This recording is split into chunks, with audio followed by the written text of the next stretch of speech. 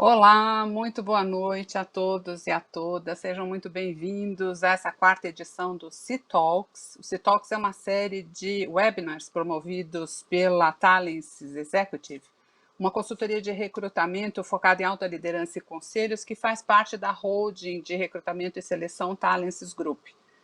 Para os que estão aqui pela primeira vez, o C-Talks é um projeto voltado para a discussão de temas que envolvem o C-Level das organizações. E a cada edição, o C-Talks traz convidadas e convidados muito especiais e ainda realiza uma pesquisa prévia no mercado para embasar a conversa com fatos e dados.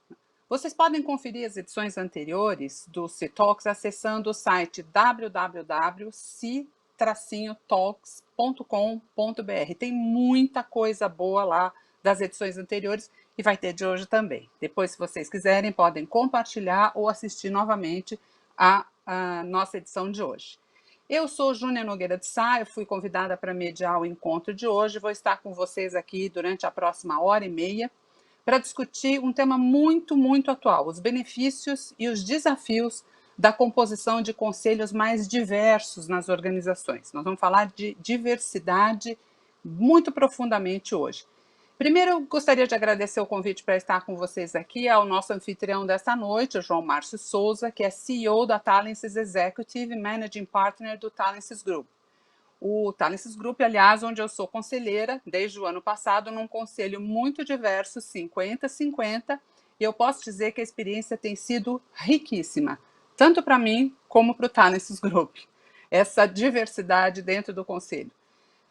Primeiro eu vou apresentar a nossa agenda dessa noite, em seguida dar boas-vindas aos nossos dois convidados. Nós vamos começar com a apresentação de um levantamento, uma pesquisa, como eu disse para vocês, que foi realizada pela Talents neste mês e ouviu 237 conselheiros e conselheiras administrativos e consultivos de diferentes organizações, diferentes setores, diferentes portes em todo o país.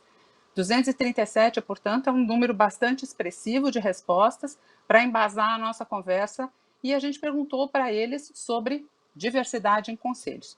Depois nós vamos conversar com dois convidados especiais, com a Heloísa Belotti Bedix, minha amiga, grande referência para as mulheres conselheiras do Brasil. A Heloísa é membro do Conselho de Administração do BNDES, do Comitê de Auditoria do Grupo Mafre, da Brasil Seg e do Conselho Fiscal da Braskem. Voluntariamente, a Heloísa também é membro do Conselho Fiscal da Fundação Boticário, do Conselho Executivo da GRI, a Global Reporting Initiative, e do Conselho da ONG Portas Abertas do Brasil. Então, boa noite, Heloísa. E eu também gostaria de apresentar o Hélio Lima Magalhães, que atualmente é o presidente do Conselho de Administração do Banco do Brasil, também uma referência entre conselheiros no Brasil, conselheiro independente da Suzano S.A. e da Companhia Melhoramentos de São Paulo, e ainda conselheiro da AmCham Brasil. Boa noite, Hélio. Sejam muito bem-vindos os dois. Vocês que estão nos assistindo vão também poder participar da discussão. Vocês podem enviar as perguntas pelo LinkedIn, pelo YouTube da Talents, ou ainda pelo site ci-talks.com.br, caso você prefira não se identificar. Nós temos uma equipe de apoio dando suporte para a transmissão desse webinar, que vai ficar de olho em todos os comentários e da metade para frente nós vamos interagir com o público com as perguntas que vocês enviarem. Além disso, é bom lembrar que esse webinar e o material da pesquisa apresentado hoje vão ficar disponíveis no site para você compartilhar, como eu disse, acessar quando quiser. Então, obrigada, Heloísa e o Hélio, pela disponibilidade de estarem com a gente aqui esta noite. E, para começar, eu convido o João Márcio para apresentar a pesquisa. João, é com você. Muito obrigado, Júnia. Prazer estarmos juntos mais uma vez. Obrigado pela apresentação e por você também, né, ter aceito o nosso convite para mediar essa edição do C-Talks. Acho que, além de uma querida amiga, você também é peça fundamental no nosso diverso conselho aqui do Talents Group, né? Antes de discorrer sobre a pesquisa, eu quero desejar também uma boa noite a todas e todos, esperando que estejam bem e com saúde em meio a este ano com tantas adversidades, né? Portanto, sintam-se todos aí abraçados e sejam muito bem-vindos a mais esse C-Talks. Como a Júnia bem apresentou, em nome do Grupo Talents, eu também gostaria de agradecer pelas presenças dos nossos dois ilustres convidados, a Heloísa e o Hélio. e dizer que é uma honra e um privilégio, né, para todos nós ter vocês conosco esta noite, nos educando ainda mais sobre essa importante temática da composição de conselhos diversos. Então, antes de darmos início ao nosso painel, eu vou apresentar a pesquisa realizada pela Thales Executive em novembro deste ano, com 237 conselheiras e conselheiros, administrativos e consultivos, né, que gentilmente responderam à pesquisa, e aqui também um agradecimento aos nossos respondentes. E por último, e não menos importante, em respeito à diversidade de público que nós teremos hoje, a live desta noite e todas que o Talences Group fará a partir de hoje contarão com profissionais qualificados para interpretação em Libras. Muito bem, Graça, acho que podemos passar.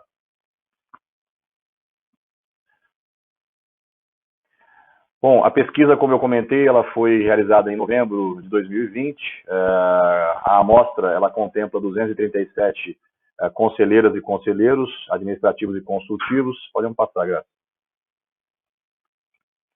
Pode passar.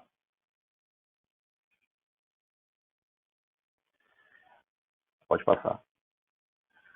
Dos 237 conselheiros, né, 84% dessa amostra disse que atualmente faz parte de algum conselho, sendo que 50% faz parte de pelo menos um conselho e os outros 50% de 2 ou mais conselhos.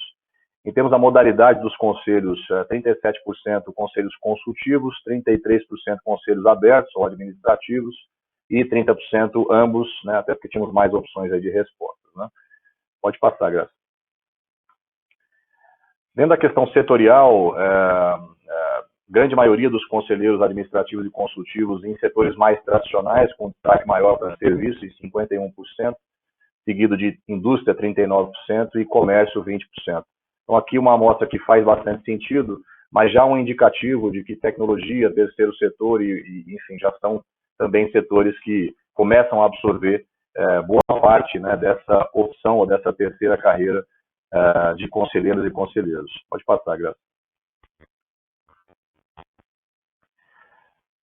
Em relação ao porte das companhias, né, também uma amostra que evidencia bastante a realidade de mercado, né, 35% dos conselheiros e conselheiras trabalhando em empresas de médio porte e 53% em empresas de grande porte, o que também reflete bastante a realidade das companhias que têm já um bom nível de maturidade na sua governança corporativa e a sua constituição já de um conselho, né, então eu acho que aqui é bastante evidente, né, que as empresas de médio e grande porte já estão um pouco mais à frente nessa questão da constituição de um conselho mais profissional. Pode passar, Graça.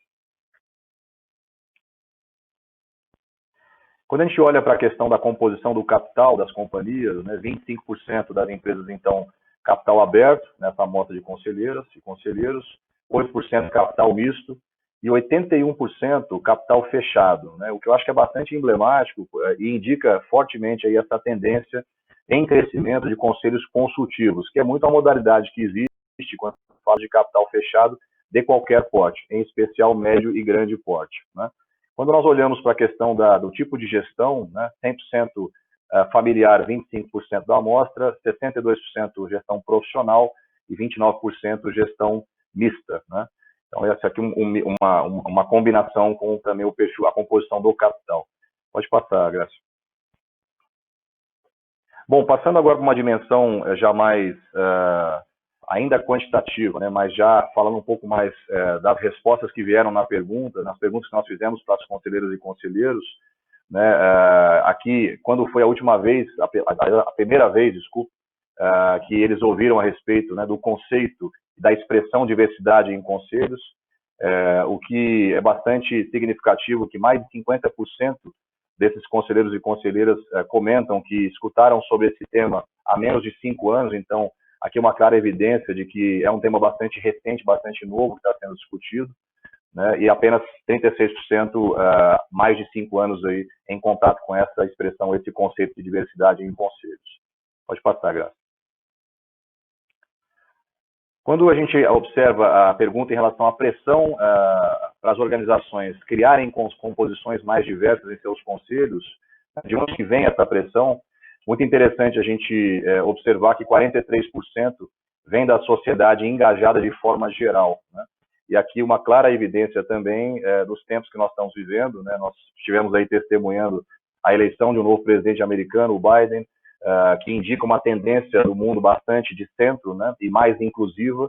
Além disso, a sociedade como um todo engajada, usando como ferramenta, né, redes sociais para impactar nessa direção, né? Então, o principal agente fomentador da diversidade é a sociedade em geral, seguido de acionistas ou investidores com 39%, e a liderança da própria empresa com 13%, perdão.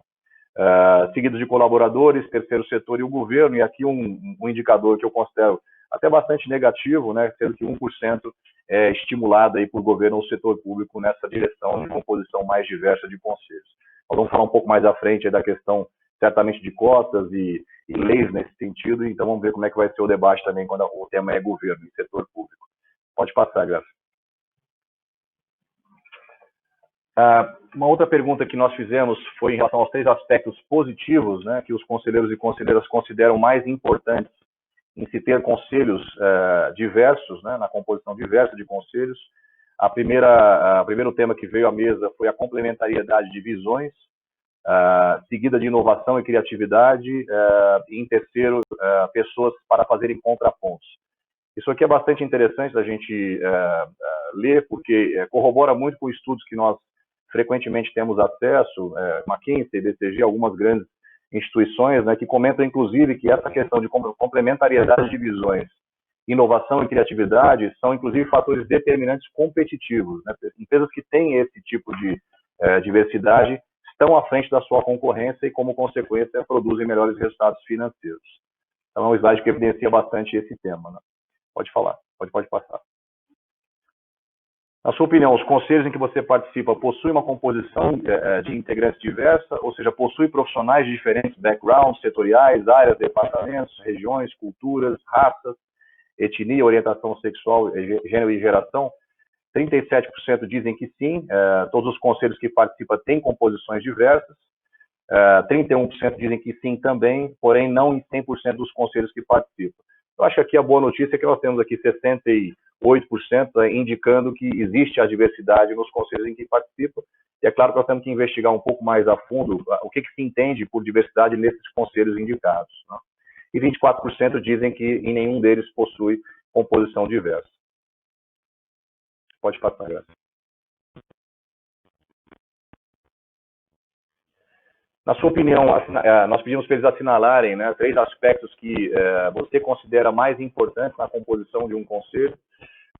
Em primeiro, segundo e terceiro lugares, né, tempo de experiência profissional e cultura geral, né, cultura geral, experiência, background setorial alinhada com a empresa onde será conselheiro e conselheiro, e experiência em gestão de crises, né? E o que surpreende até negativamente nessa resposta, né, na minha opinião, é que fica em quarto e em quinto lugar, especialmente, a questão de geração, raça, nacionalidade, cultura, gênero.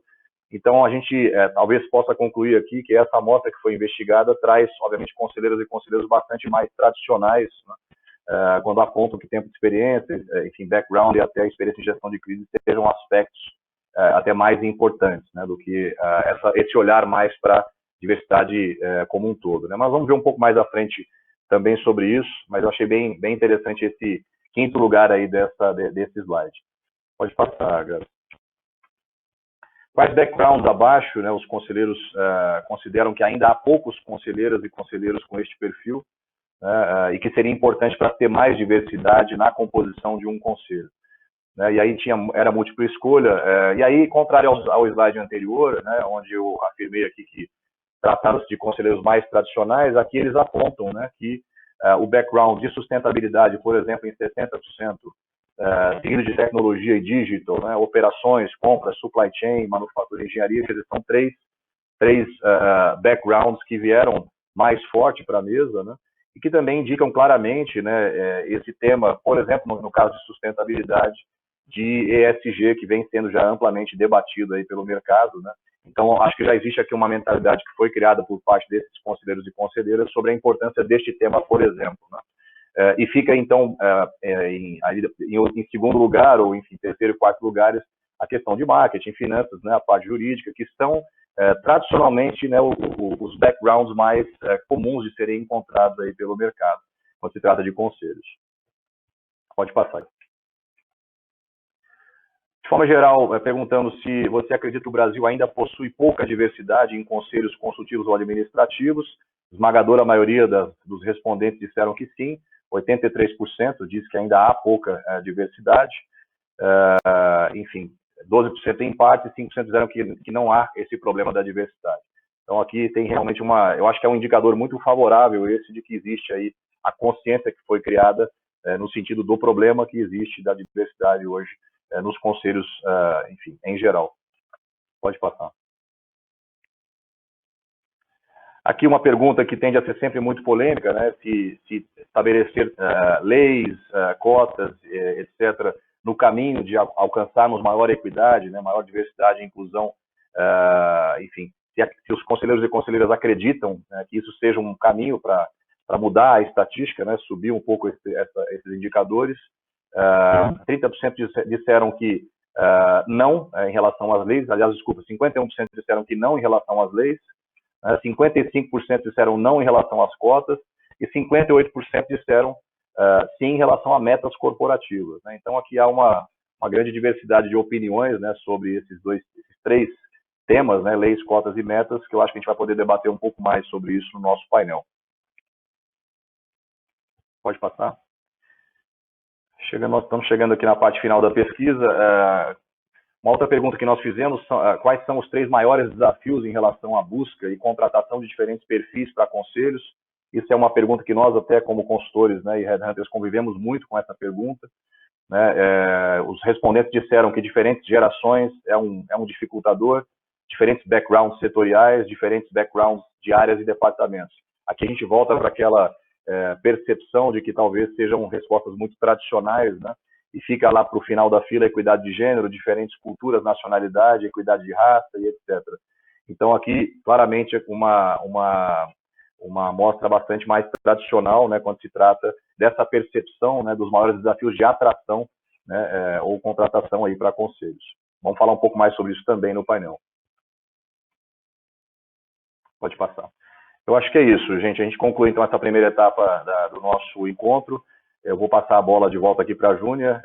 Júnia, fique à vontade aí para inaugurar a nossa roda de conversa com os nossos convidados e vamos em frente. Obrigada, João. Obrigada pela apresentação da pesquisa. E como toda boa pesquisa, né, ela nos traz alguma certeza, deixa um monte de dúvidas e de debates, e é para isso que as pesquisas servem mesmo. Então, para abrir essa nossa rodada de hoje à noite, eu queria fazer uma primeira pergunta para os nossos 2 convidados, para a Heloísa e para o Hélio. Pode parecer óbvio, né? A gente vem falando de diversidade, mas eu percebo que cada um de nós tem uma visão sobre o que seja diversidade. Eu queria começar conhecendo a visão da Heloísa e na sequência do Hélio sobre diversidade. Para vocês, o que é diversidade? Elo, com você. Boa noite a todos, muito obrigada, Thales, muito obrigada, João Márcio, pelo convite. É um prazer estar aqui com o Hélio e com a Júnia. Para mim, diversidade, ele remete à ideia de pluralidade, reúne conceitos de múltiplos aspectos, descrevendo as diferenças existentes entre as pessoas que fazem parte de um determinado grupo. Então, diversidade, nós podemos dividir em dimensões. Então, raça, etnia, gênero, orientação sexual, idade, habilidades físicas, crenças políticas, culturais, outras ideologias.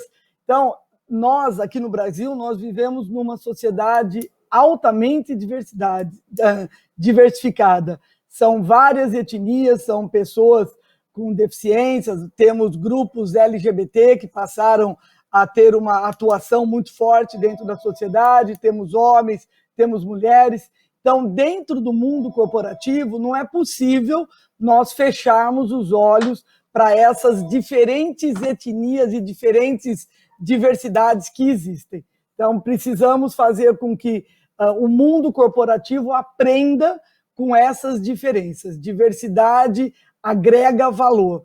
Significa, dentro de uma organização, uma postura, as organizações têm que ter uma postura madura perante essa pluralidade que existe no nosso país. Vamos ouvir o Hélio, então. Hélio, para você o que é diversidade? Primeiro, boa noite a todos. Especial boa noite para a Heloísa e para a Júnia, minhas colegas hoje aqui nesse painel. Queria agradecer ao João e a Talences pelo convite, prazer grande de estar aqui com vocês. Parabéns aí, João, pela pesquisa.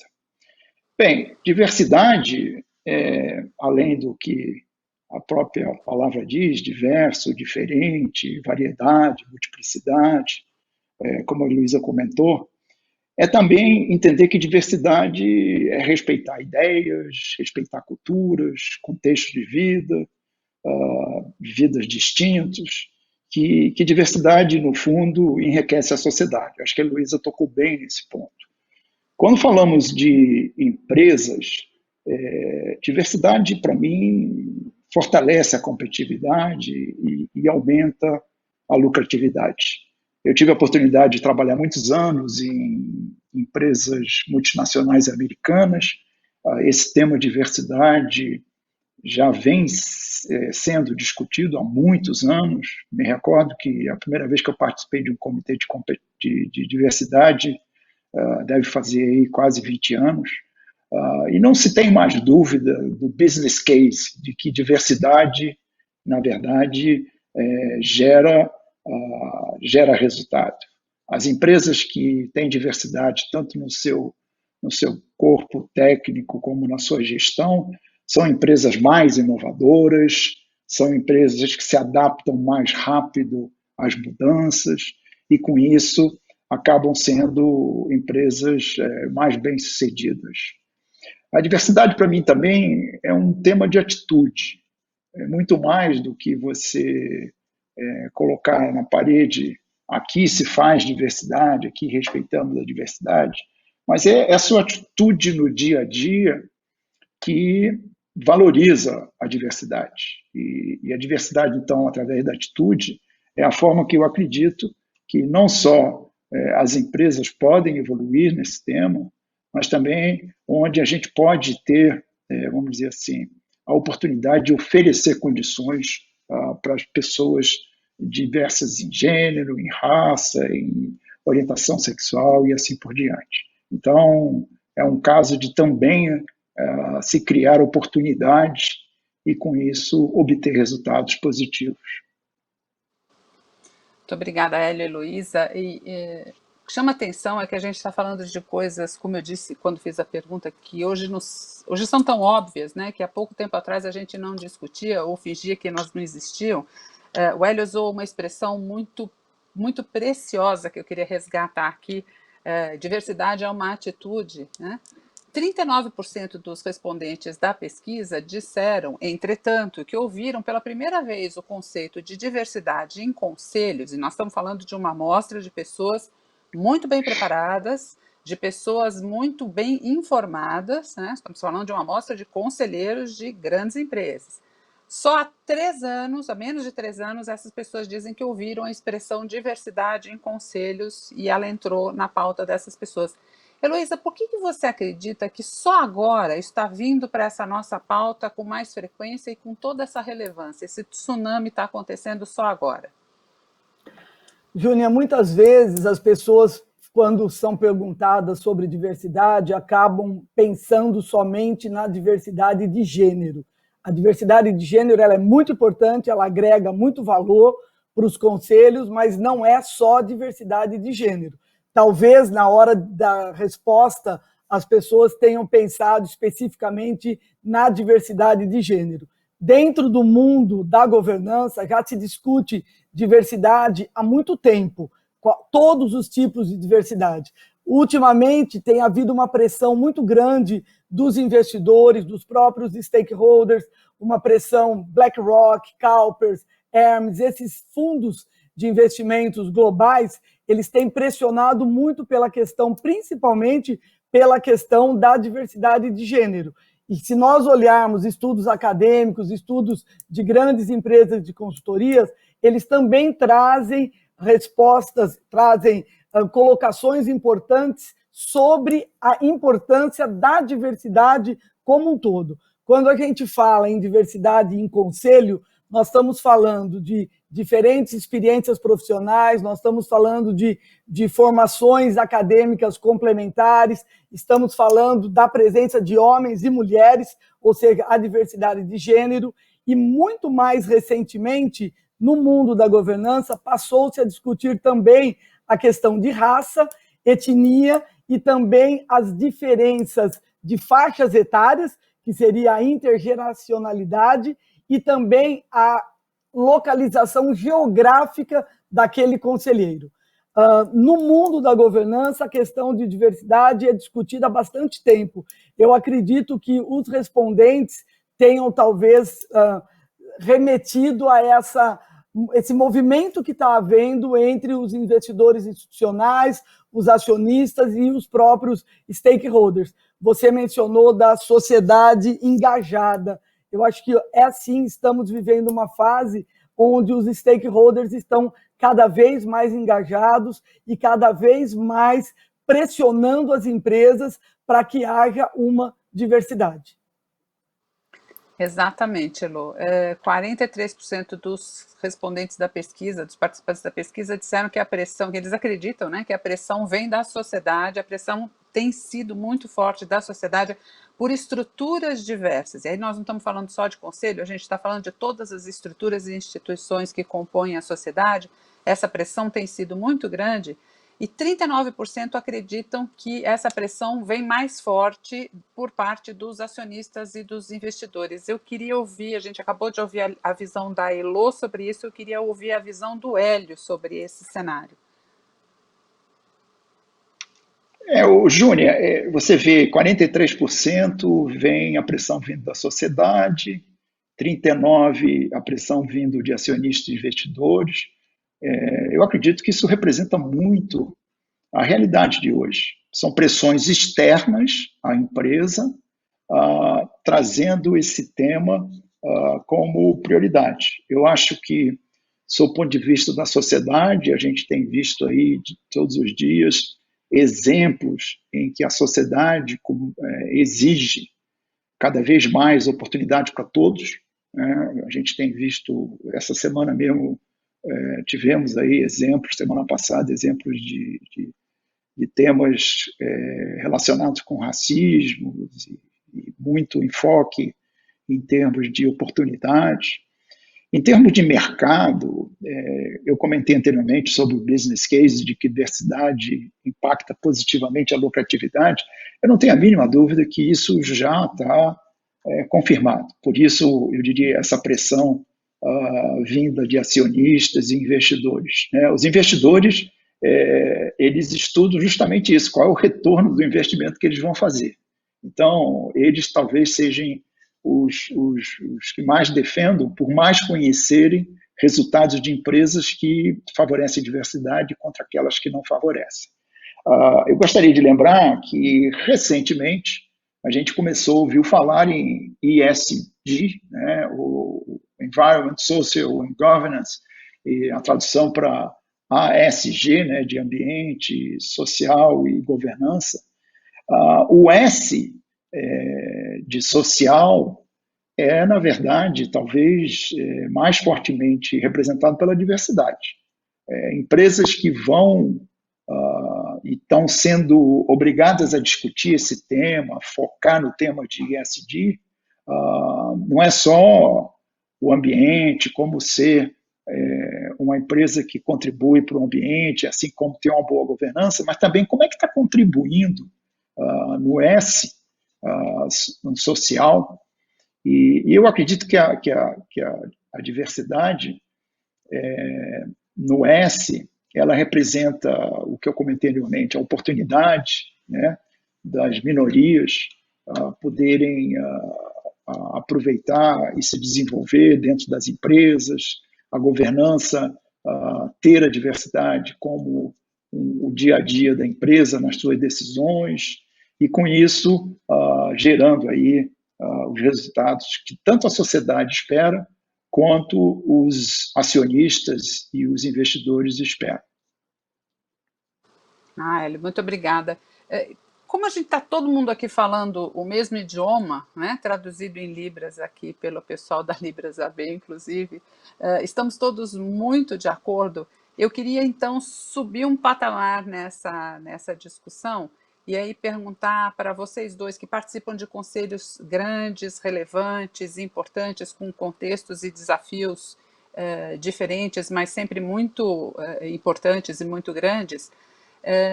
Quando a gente fala de conselho diversos, né, por onde a gente começa? Por onde nós temos que começar? Que aspectos devem ser levados em consideração prioritariamente para a gente compor conselhos mais diversos e qual é o benefício de haver conselhos mais diversos dentro das organizações? Heloísa, se você quiser começar, por favor. Júnior, para o início, para quando vai se formar um novo colegiado, o mais importante é entender o momento que a empresa está. Então, quais são os seus planos de futuro, o seu planejamento estratégico, e daí fazer um desenho do perfil dos conselheiros que aquela empresa necessita naquele determinado momento. Vou dar exemplo de algumas empresas que eu estou hoje. Se nós falarmos em diversidade de gênero, dos colegiados que eu participo, apenas 2 colegiados nós somos em 2 mulheres. Os demais, eu sou a única mulher que tem no conselho. Então, se nós falarmos em diversidade de gênero para esses outros colegiados, entendemos que uma mulher apenas não agrega o valor que deveria, tendo mais uma pluralidade de ideias. Se nós pensarmos que a forma que a mulher pensa e o homem pensa é bem distinta. Então, a mulher ela tem um apetite ao risco menor do que o homem. Tem várias pesquisas acadêmicas que demonstram que quando você tem mais mulheres no conselho, diminui o absenteísmo. Parece incrível, mas é verdade. Diminui o absenteísmo. Os homens participam mais das reuniões de conselho. As mulheres elas não têm vergonha em dizer, eu não entendi, por gentileza, me explique novamente. As mulheres pedem um grau de profundidade, de detalhamento dos assuntos maiores do que os homens. Os homens ficam receosos de mostrar para os demais homens presentes na sala que eles têm um gap de conhecimento. Então, a diversidade, eu estou dando exemplos de diversidade de gênero. Agora, nós temos que pensar também da experiência profissional desses conselheiros, do background acadêmico desses conselheiros. O Hélio mencionou o ESG.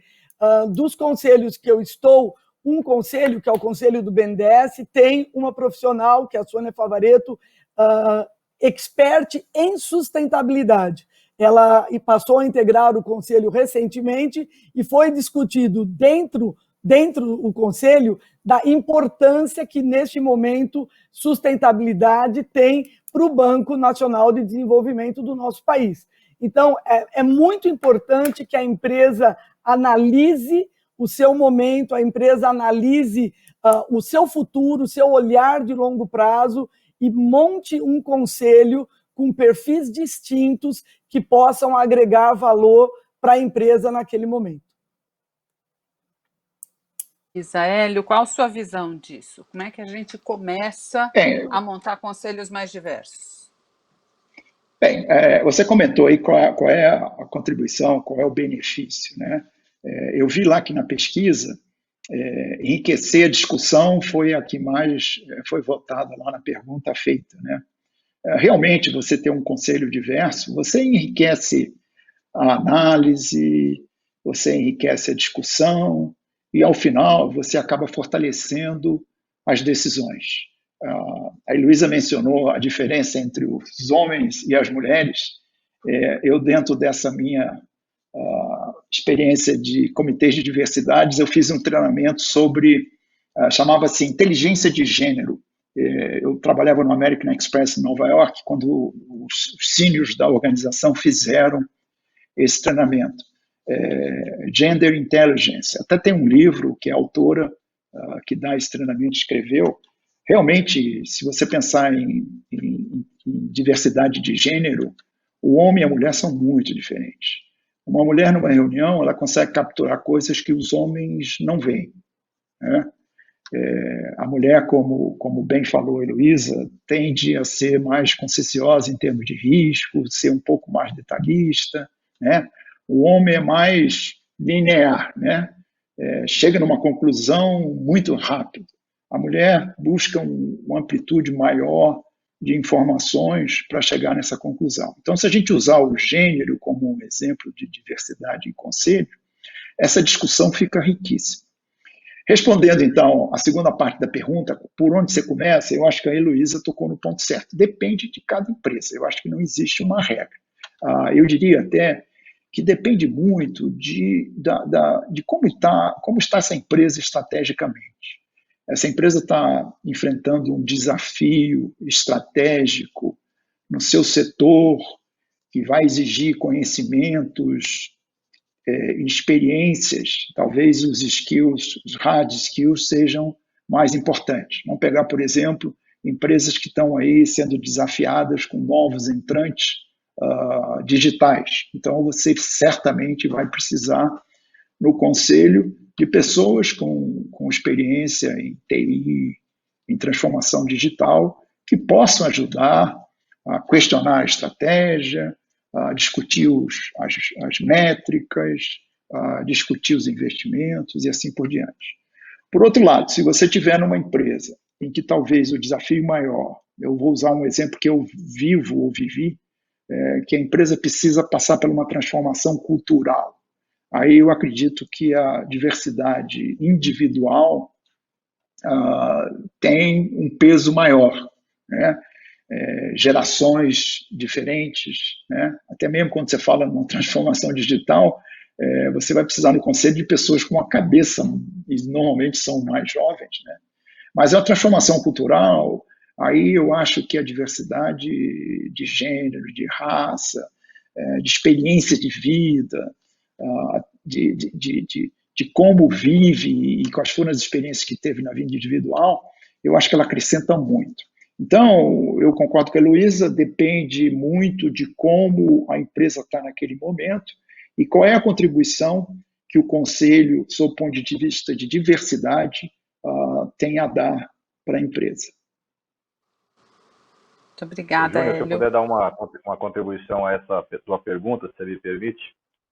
Claro, sem dúvida. Você é o nosso anfitrião aqui, fica à vontade, João.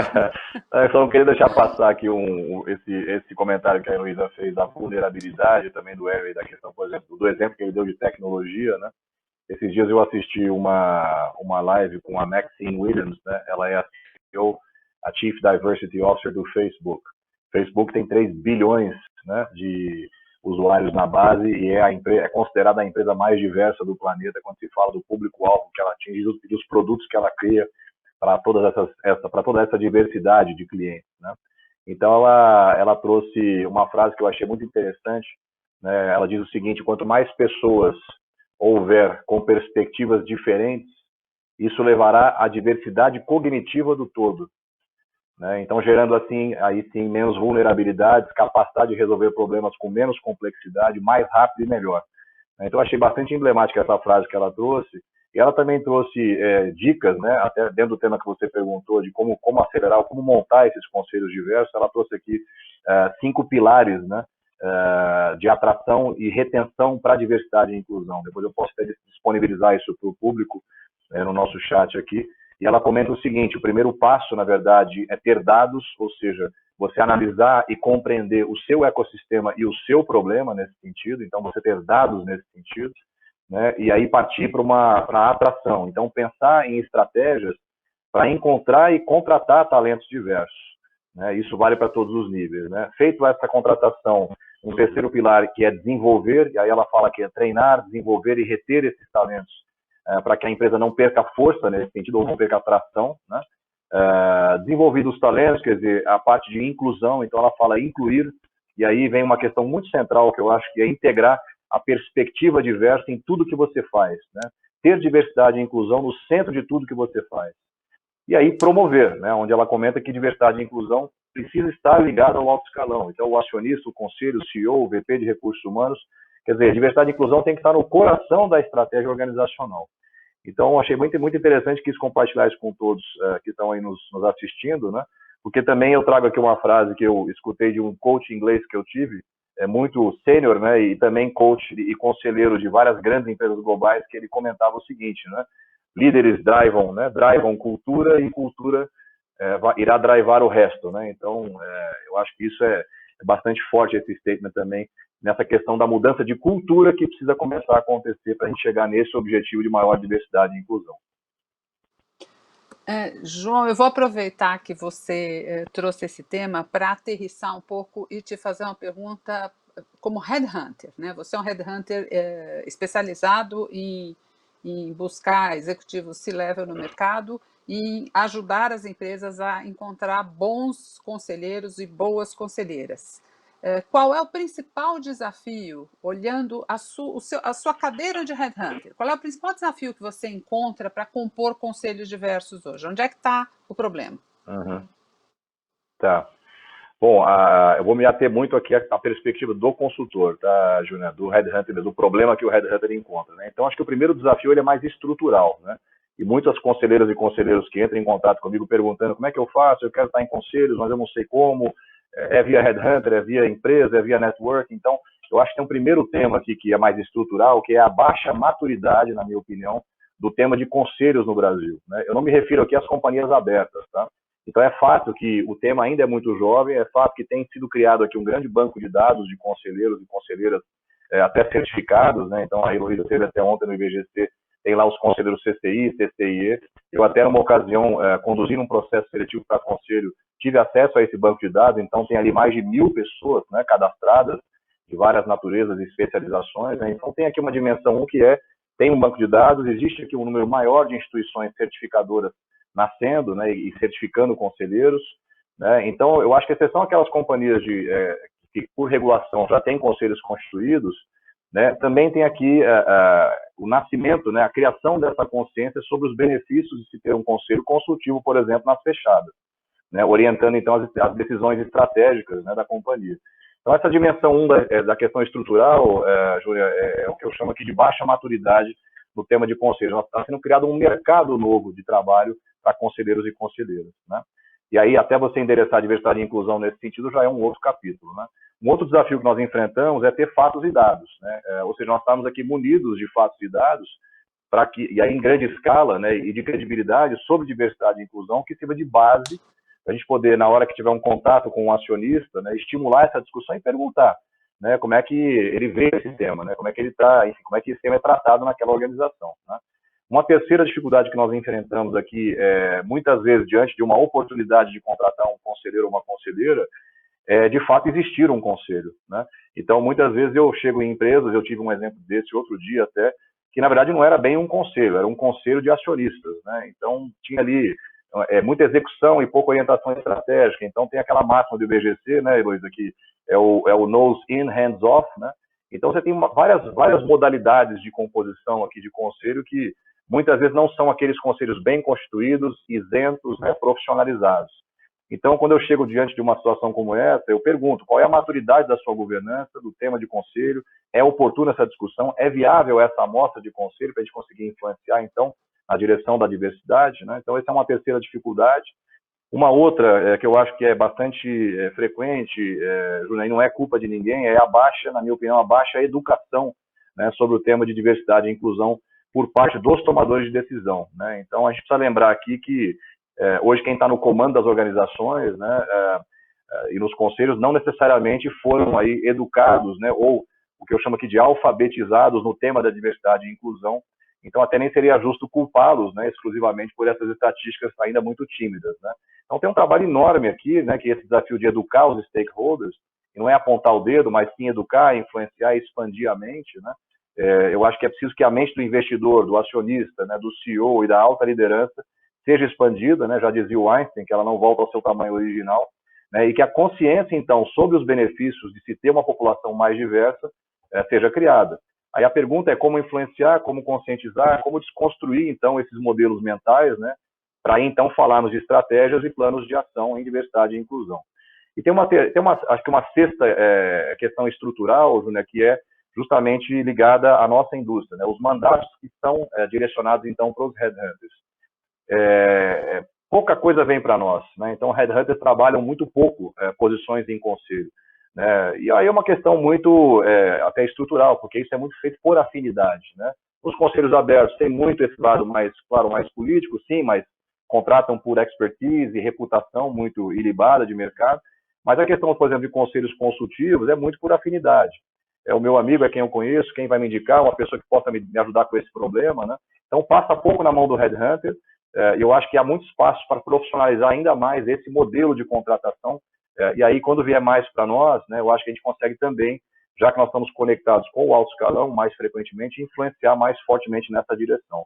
Eu acho que, para fechar aqui essa minha fala, o que eu acho que é uma boa notícia, né, é que vamos dizer, a pandemia, né, o Covid, colocou o mundo inteiro aí numa grande sala de aula digital neste sentido, né? Então, todo mundo está convivendo com esse tema mais fortemente, vendo os movimentos globais, movimentos sociais, né? Agora, acho que é preciso, né, com equilíbrio, né, dado o diagnóstico, ponderação e colaboração, né, a gente corrigir os problemas e tentar acelerar os números, né? Então, esse é um pouco da minha realidade, e partindo para a questão agora não só estrutural, mas tática, né? Eu acho que 2 desafios adicionais que eu traria, Júnior, são exatamente o sourcing, né? Ou seja, qual é a fonte, né? Onde procurar essa diversidade? Diversidade não é só gênero, então o que fazer, onde buscar? É preciso ter um olhar aqui até mais ampliado, né? Então, terceiro setor, governo, universidades, movimentos sociais, setor privado, outras áreas de especialidade. Então, o desafio de sourcing, na minha opinião, é um grande desafio para o headhunter, compor uma shortlist mais diversa, né? E aí vem a questão da execução em si, né? Na hora que a gente apresenta esse shortlist, ele ser aceito, né? E a gente conseguir influenciar na direção daquela entrevista que tem que acontecer, né? E, obviamente, numa questão meritocrática, contratarem com mais diversidade aquele candidato que pode ser, sim, um talento, né? Então, acho que é muito essa minha visão, né, do problema que o headhunter enfrenta dentro do tema de conselho atualmente. Obrigada, João. E a sua resposta deixa no meio do campo uma bola quicando, que eu queria passar aqui para o Hélio e para a Heloísa, que é como a gente acelera, para usar uma expressão que você mesmo usou, João, como que a gente acelera essa questão. E aí existe a coisa a discussão das cotas, a discussão das leis, a discussão das metas. A pesquisa que vocês acabam de fazer na Talences mostra que a questão das metas é muito mais bem aceita, pelo menos pela base de respondentes ali, do que a questão das leis e das cotas, que tendem a ser muito mais polêmicas. Mas a gente tem alguns exemplos, né, já se perdurando aí ao longo dos anos em países como Reino Unido, França, Itália, e eu considero que o melhor exemplo é o Japão, de países que instituíram cotas para mulheres em conselhos, para aumentar a diversidade de gênero em conselhos, e conseguiram resultados muito expressivos. Ao menos numéricos, os resultados são muito expressivos. Eu faço aqui a ressalva de que nós estamos nos devendo um mergulho um pouco mais vertical ali, um pouco mais pausado e um pouco mais consciencioso a respeito dessa diversidade, para entender exatamente por onde a coisa está indo. Mas eu queria ouvir de vocês, então, meta, é lei, é cota ou é alguma outra ideia? Heloísa, você quer começar? Posso começar? Eu queria só complementar o que o João falou. Tem mais uma questão estrutural, na minha opinião, que também é importante, é o fato de que tem muitos conselheiros que estão em muitos conselhos. Então, vou dar um exemplo. Teve um congresso do IBGC que um conselheiro ele colocou assim de uma forma como se fosse algo muito bom, que ele estava em mais de 10 conselhos. Então, esse ainda é um problema que existe no Brasil, de alguns ex-ministros, ex-presidentes de Banco Central, acadêmicos, pessoas que têm são formadores de opinião e eles aceitam diversos conselhos. Então, não sabemos até que ponto esses conselheiros conseguem se preparar adequadamente para ir para as reuniões de conselho, ler todo o material, tirar as dúvidas e estar totalmente preparados. Mas isso é só fechando a colocação que o João fez. Agora, vindo para essa questão de cotas, de metas ou de leis, Júnia, tanto a Júnia quanto o Hélio sabe o quanto dentro do IBGC nós batalhamos com o programa de mentoria para as mulheres executivas, que é um programa do IBGC, do WCD, da B3, do Banco Mundial. O Hélio é mentor, foi mentor em turmas anteriores, Júnia também participou. Então, esse programa já existe há 6 anos. Nós trouxemos a ideia deste programa da Austrália, de uma jornada técnica que o IBGC fez para a Austrália, e eu sempre defendi a importância da diversidade. Então, Júnia, o primeiro país que instituiu cotas foi a Noruega em 2008. Então, nós estamos falando de algo de 12 anos atrás. Eu prefiro sentir que fui convidada e estou nesses colegiados por meritocracia, pelo meu conhecimento, pela minha experiência, e que eu não estaria sendo convidada para cumprir cotas. Aqui no Brasil, tem um projeto bem antigo, é o projeto 112/10, da senadora, começou com a senadora Maria do Carmo Alves, e ele previa a instalação de cotas para mulheres em conselhos daquelas empresas que a União era sócia majoritária. Quando a Dilma era presidente, ela queria fazer um decreto-lei, mas por causa do impeachment ela acabou sendo atropelada e isso não aconteceu. Então, este projeto, 40% das vagas dos conselhos das empresas estatais e empresas de economia mistas, elas deveriam ter, a partir de 2022, um percentual que iria aumentando gradativamente. Então, isso já passou por várias comissões dentro da Câmara dos Deputados, dentro do Senado, e atualmente esse projeto está parado. O que nós podemos fazer no Brasil se não temos cotas? Eu não sou favorável à cota, mas eu acho que deveríamos ter metas, deveríamos ter algum processo para acelerar a diversidade de gênero, a presença de mulheres em conselhos. Sabemos que esse percentual ainda é ínfimo e, além de ser muito pequeno, ele aumenta de uma maneira percentuais baixíssimos de um ano para o outro. Então, eu mencionei o programa de mentoria do IBGC, da B3, WCD. A WCD, que é a Women Corporate Directors, ela tem um banco de dados exclusivo de mulheres que já estão prontas para atuarem em conselhos. Bem recentemente foi lançada uma outra iniciativa chamada Conselheira 101, que é uma iniciativa para mulheres negras. Então, daí já saímos, além do gênero, já estamos entrando na questão de raça. Existe o 30% Club, que está apoiando este evento aqui também, que é uma ação que começou na França e disseminou pelo mundo todo, onde pelo menos 30% do número de conselheiros deveria ser cadeiras ocupadas por mulheres, e tem também uma ação da ONU que se chama He4She. Quando a gente fala em cotas, os Estados Unidos é um país que praticamente não tem cotas para nada.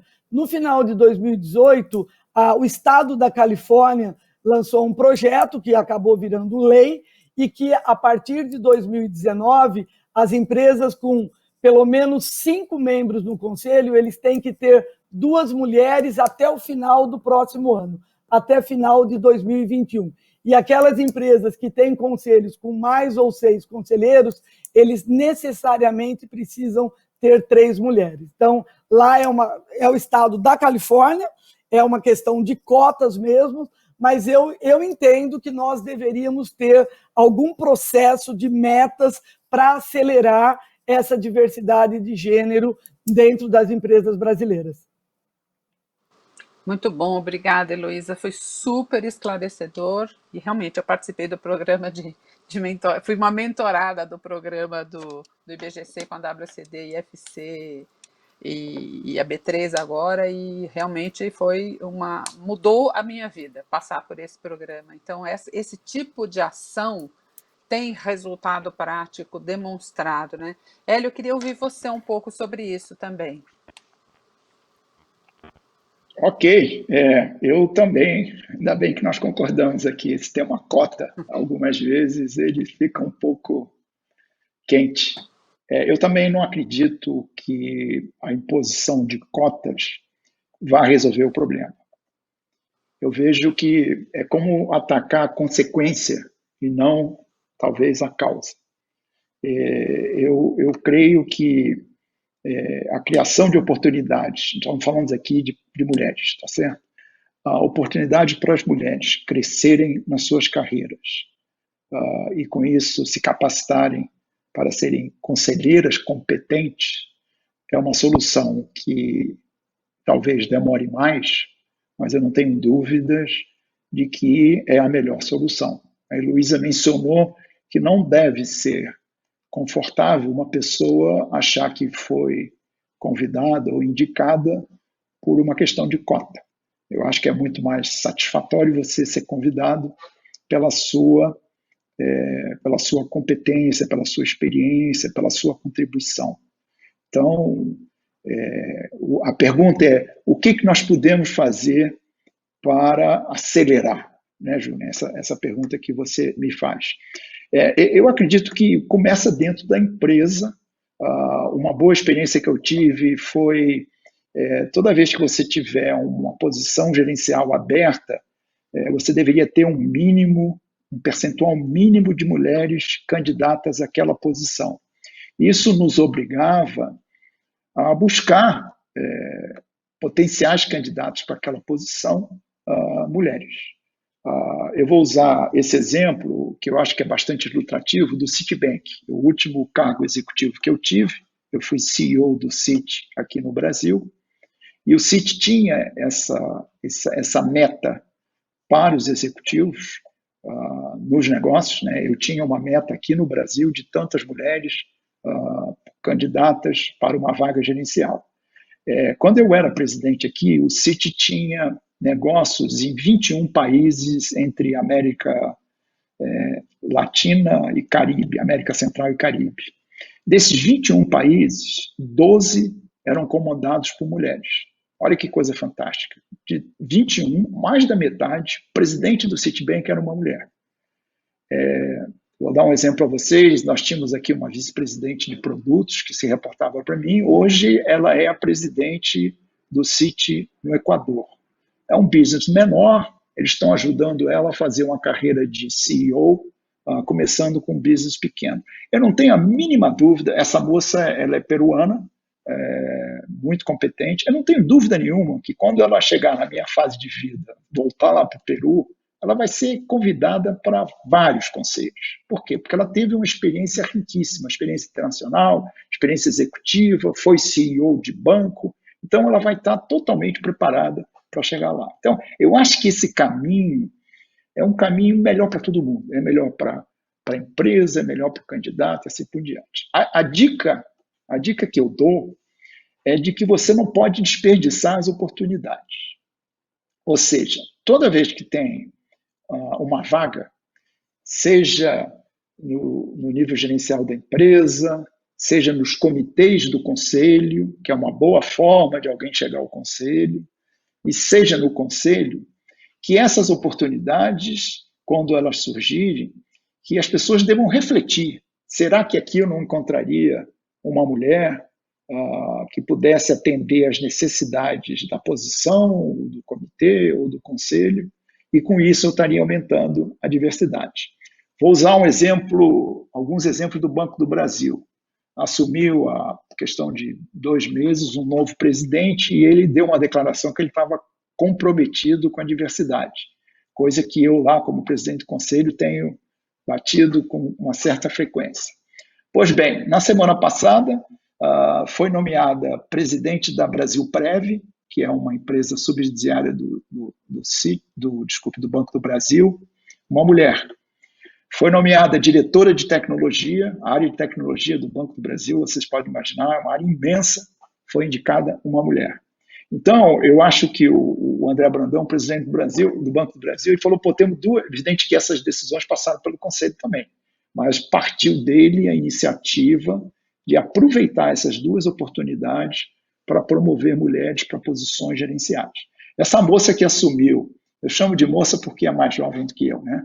Essa moça que assumiu a presidência da Brasilprev, ela certamente no futuro é uma pessoa totalmente preparada e vai ser convidada certamente para ser conselheira de empresas. Eu tive aí a oportunidade de influenciar na escolha de membros de comitê de risco e também no comitê de pessoas, e através lá da minha habilidade consegui emplacar 2 mulheres em comitês do Conselho do Banco do Brasil.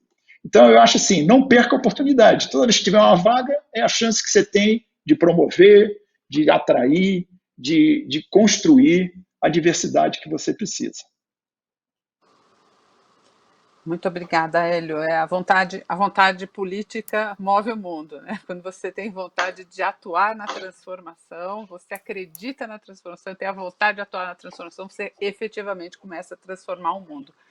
São 7h03, e aí, como a gente tinha combinado lá no começo, vamos abrir para as perguntas da audiência. Tem uma série de perguntas aqui, eu vou passando para vocês, a gente vai debatendo aí, vamos continuando nesse nosso debate. Eu queria abrir com a pergunta que a gente recebeu do Fábio Milnitsky, sócio fundador e CEO da AIM. O Fábio lembra que a pirâmide etária no Brasil devagar vai se invertendo. E ele traz uma outra diversidade para a discussão de hoje. Nós estamos falando um pouco mais da diversidade de gênero, ele começa a falar da diversidade de gerações aqui, e pergunta para vocês dois, Hélio e Heloísa, vocês imaginam que a inversão da pirâmide etária no Brasil vai mudar a forma como os profissionais se relacionam com os profissionais 60 a mais? Será importante ou necessário tê-los atuando dentro das empresas no momento de definir estratégia, produtos e serviços? E como os conselhos vão encarar esse desafio de ter essa população 60 a mais protagonizando no mercado de consumo do Brasil? Quer começar, Hélio? Estou vendo que está balançando a cabeça.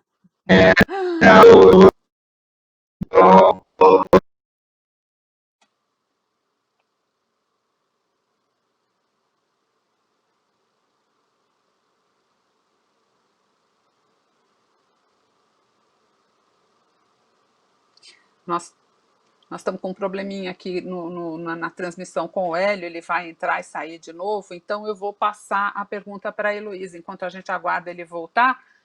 Elo, como é que você vê os conselhos atuando nessa questão da diversidade das gerações aí? Eu coloquei anteriormente, Júnior, que essa questão de intergeracionalidade, ou seja, as diferenças faixas etárias dentro do Conselho, é algo que começou a ser discutido bem recentemente, principalmente por causa desses movimentos de startups, fintechs, health tech, insurtechs, todas essas techs da vida, onde a gente percebe que os executivos têm uma faixa etária bem menor e eles querem pessoas que também interajam com eles, que tenham a mesma rapidez de pensamento, os mesmos modus operantes que eles. Hoje a gente percebe que não mais aquela faixa etária de 60 plus é o que prevalece dentro dos conselhos. Nós estivemos recentemente numa jornada técnica para o Vale do Silício e ouvimos um brasileiro que tem uma startup que acabou virando, tem mais de 1 bilhão de ações emitidas, ela acabou virando não é dinossauro, sumiu a palavra agora, quando você... Unicórnio. Unicórnio, exatamente.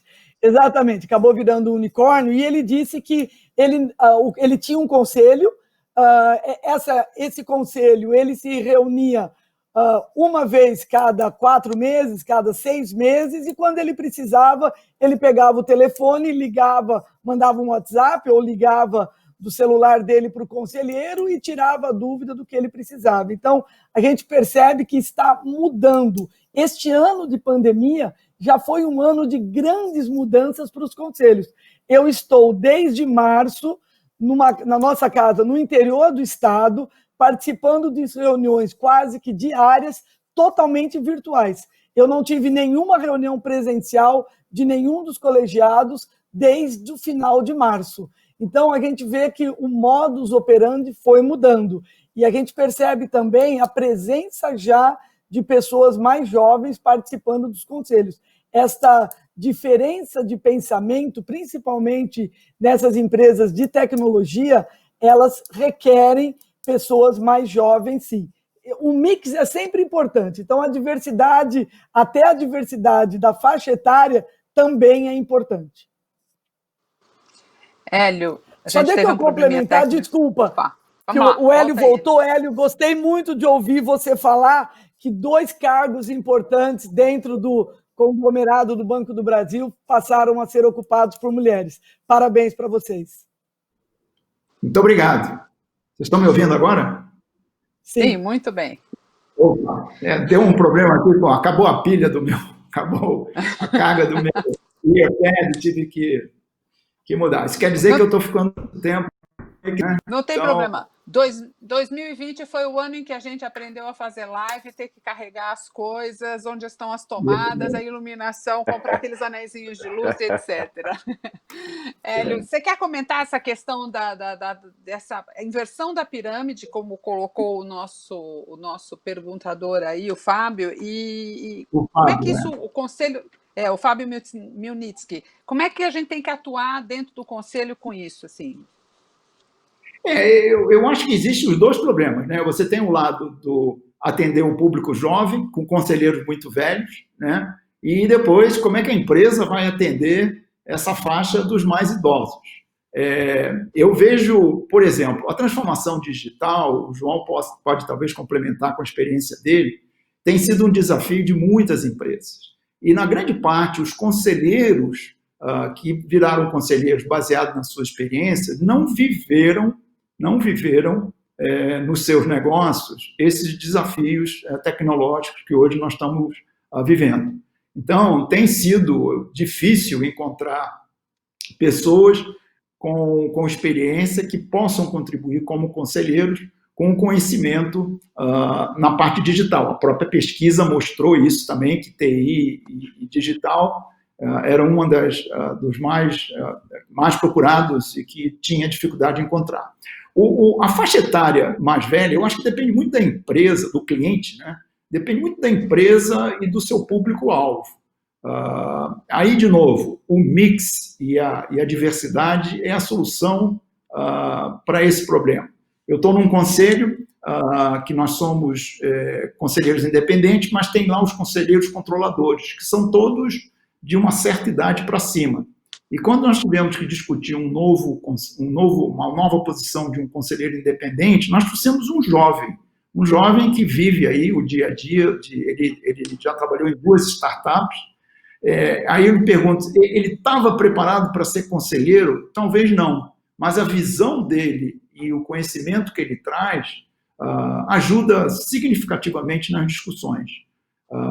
Eu acho que o inverso é verdadeiro. A empresa que precisar, talvez, atacar um público-alvo mais velho, é a pergunta do Fábio aí, né, da pirâmide, ele tem que saber combinar esses skills e esses profiles individuais para fazer a combinação perfeita. De novo, isso é mais um exemplo de que a diversidade é a solução para atender essas tendências que nós estamos vendo no mercado. Muito obrigada, Hélio. Eu vou para uma próxima pergunta aqui do Henrique Tedesco. O João comentou que o Facebook é uma das empresas mais diversas, portanto, vocês acham que há algum setor no Brasil com empresas que estão mais aceleradas em relação a esse assunto? Se sim, por que elas estão mais à frente nesse sentido? O Henrique diz que ele vê alguns setores mais tradicionais tendendo a ter mais dificuldade para quebrar esse tipo de paradigma, e ele cita 2 exemplos, logística e agro, enquanto o setor de tecnologia está mais avançado. Como é que vocês veem isso? Quer começar, Heloísa? Júnior, se a gente pensar em logística e agro no Brasil, se nós olharmos a constituição das diretorias dessas empresas, a gente vê que a grande maioria é composta exclusivamente por homens. Então, tem setores que tendem a ter uma barreira maior para se adaptarem às mudanças que estão acontecendo na sociedade e no mercado. Algumas empresas da área de tecnologia, mesmo de consumo, de varejo, já tem várias mulheres participando. Tem uma empresa de cosméticos aqui do Brasil que durante muitos anos ela tinha somente no seu conselho homens participando e existia uma pressão grande dos consumidores, da sociedade como um todo, como que podia uma empresa de cosméticos, onde a grande maioria das consumidoras são mulheres, ela não ter uma mulher participando no seu conselho. Hoje, este conselho já tem 3 mulheres participando, mas houve sim uma pressão, uma sociedade engajada, né, para que essa empresa abrisse o seu conselho e admitisse mulheres participando. Então, alguns setores eles tendem a ter uma resistência maior para essas mudanças, mas eu acredito que é uma questão de tempo. Isso vai acontecer e provavelmente é aí entre curto e médio prazo.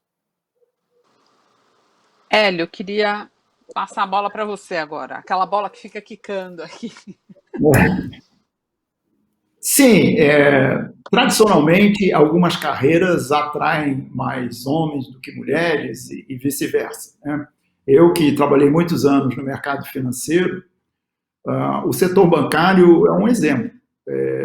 Atrai muito mais homens do que mulheres no passado, mais recentemente tem mudado um pouco, mas continua difícil de você encontrar um número significativo de mulheres executivas nos bancos.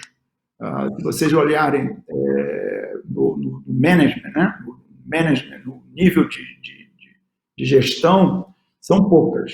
O que os bancos estão fazendo? No conselho, quando eles trazem alguém especificamente para algum tipo de skill, né? Vamos pensar, por exemplo, recursos humanos. É uma tremenda oportunidade de trazer uma mulher, né? Existem muitas executivas de recursos humanos com experiência para serem conselheiras.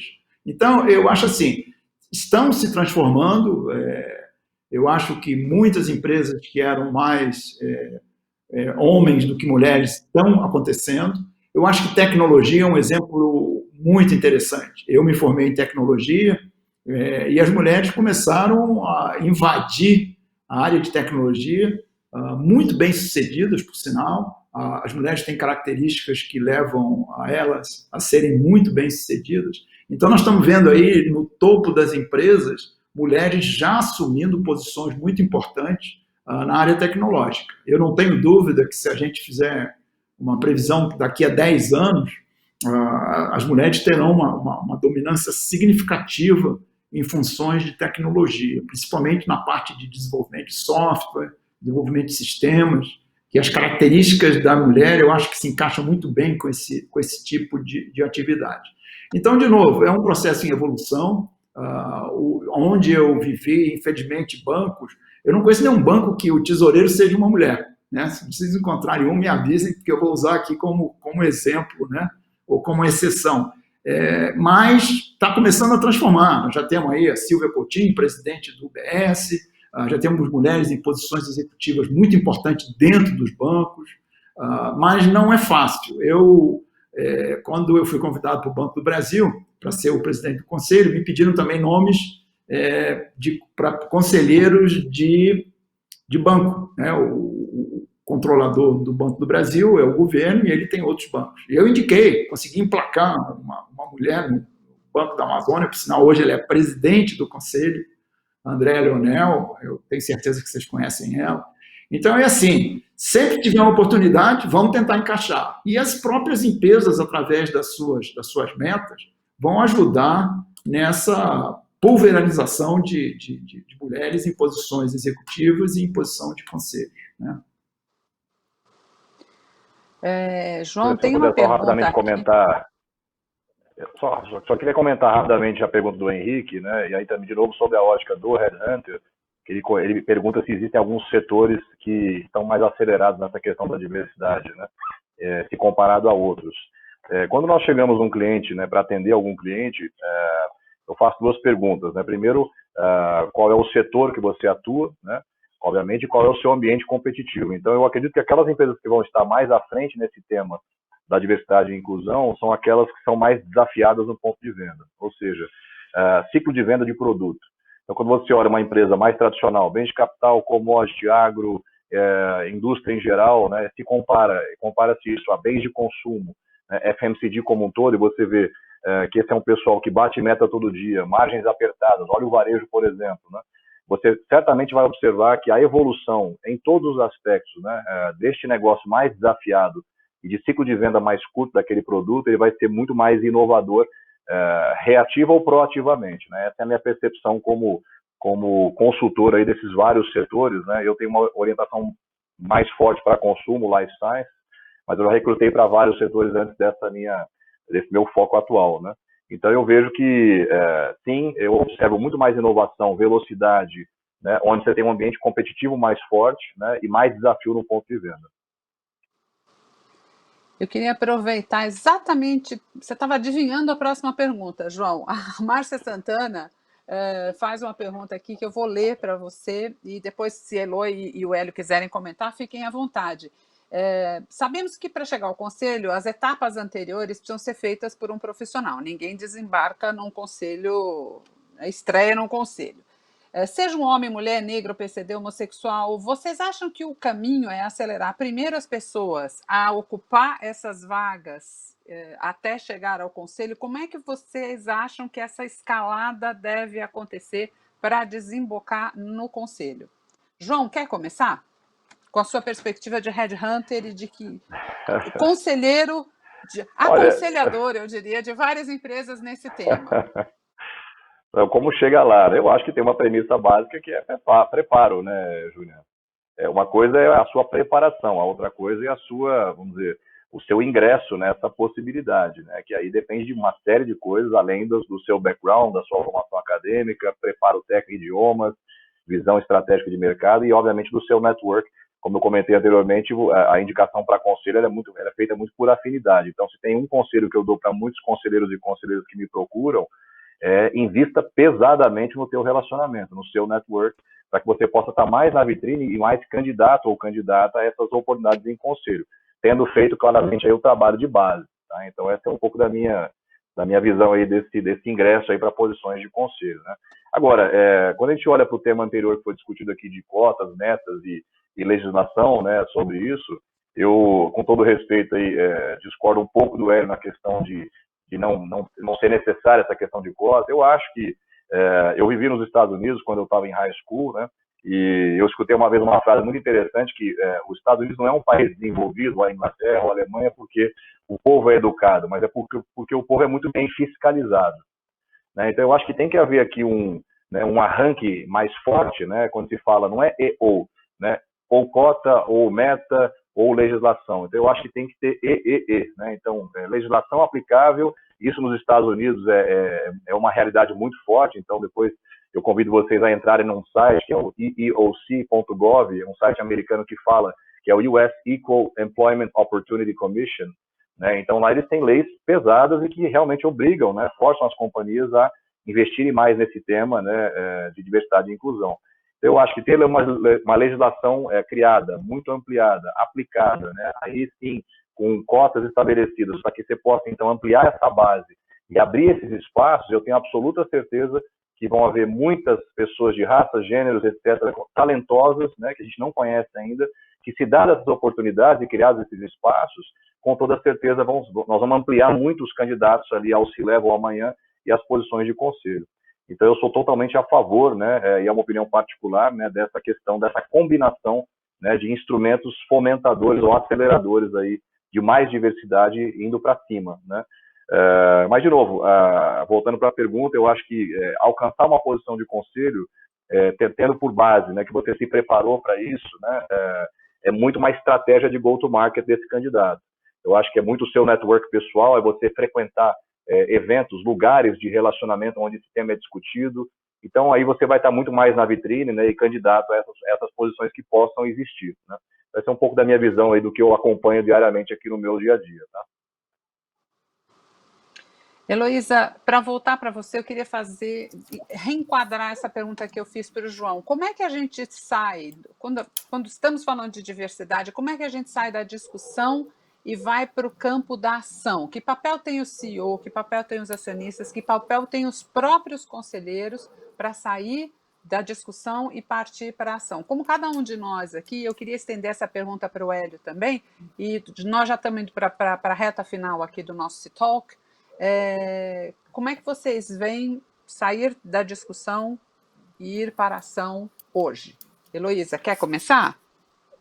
Sim, o Hélio falou uma frase que eu anotei aqui e gostei muito. Então, sempre que tiver oportunidade, vamos tentar encaixar mulheres. Então, eu acho que aí começa, concordo plenamente, networking é extremamente importante, as mulheres não devem fazer networking somente entre mulheres, mas buscar um networking diverso também.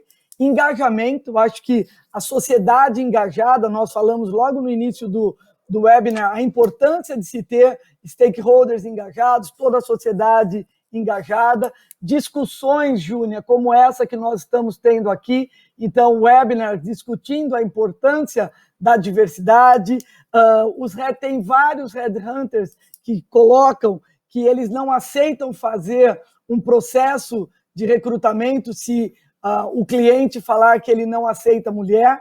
Então, esse engajamento também por parte dos headhunters é algo super importante para nós.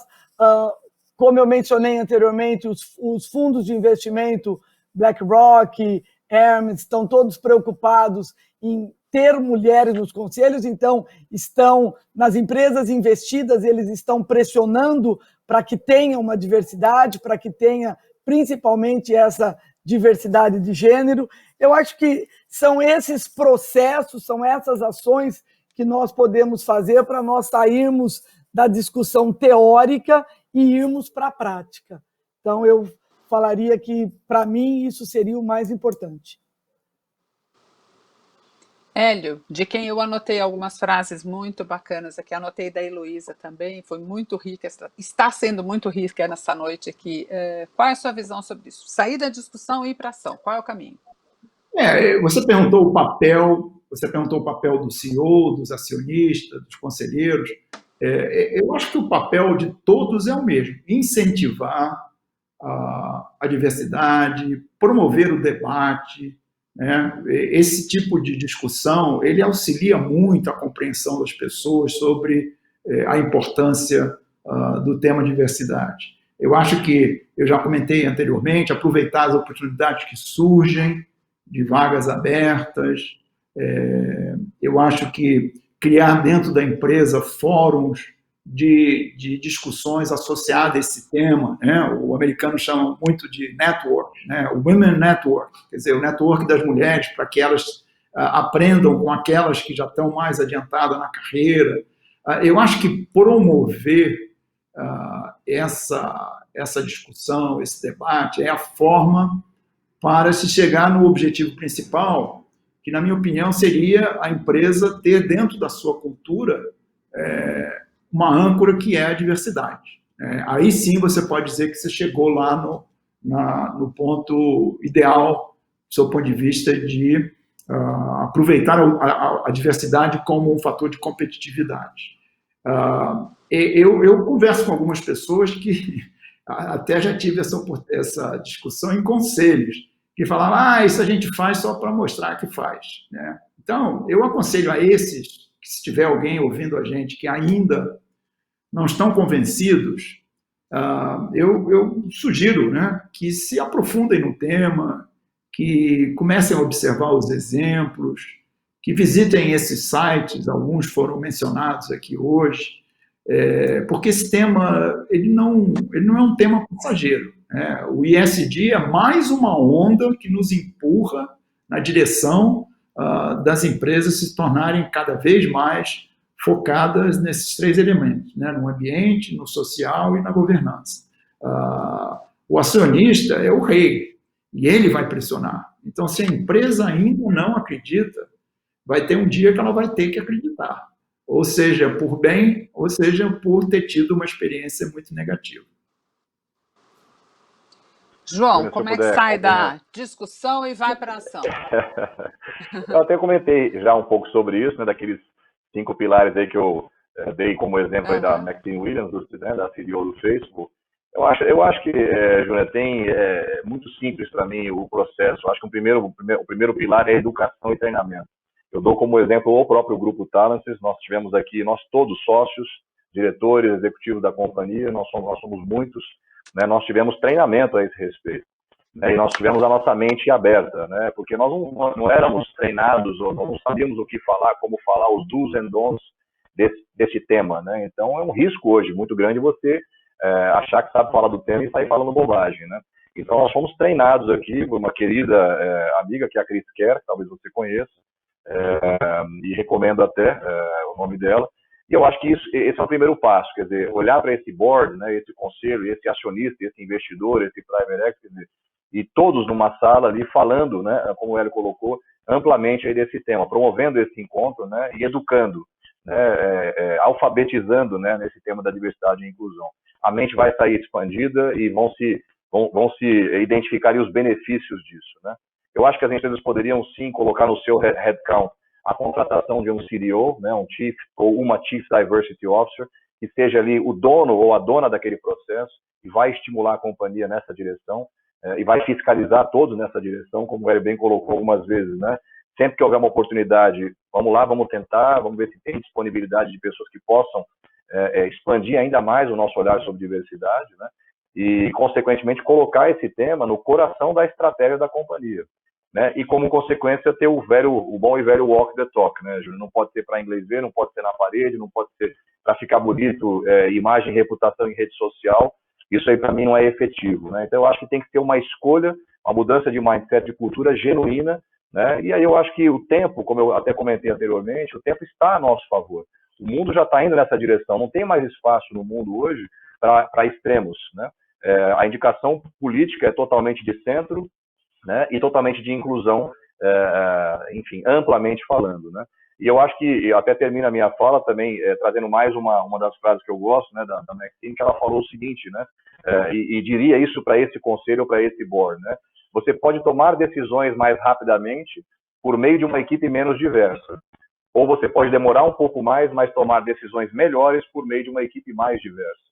Então é assim que eu queria completar aí a minha fala, Juliana. Obrigada, João. E a gente vive um momento muito especial da história da humanidade, né, em que a gente pode acreditar que diversos somos todos e diverso é cada um de nós, né?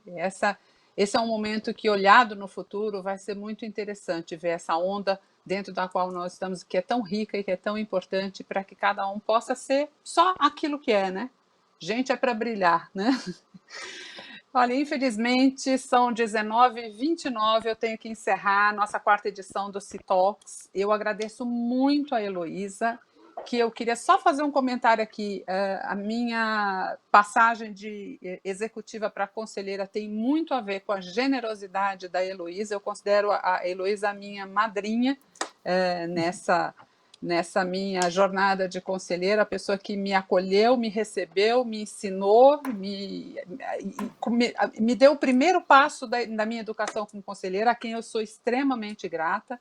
Agradecer muito ao Hélio, a sua participação tão rica aqui hoje. Hélio, muito obrigada. Ao João Márcio pelo convite para compor o conselho do Talences Group junto com o Luiz Valente, pelo convite para moderar esse painel aqui essa noite. Agradecer a todos vocês que nos acompanharam aqui nesse debate e lembrar que esse webinar está disponível no site c-talks.com.br se você quiser assistir de novo ou compartilhar com alguém que você queira, tá bem? Muito obrigada e até a próxima. Obrigada para vocês. Boa noite. Obrigado.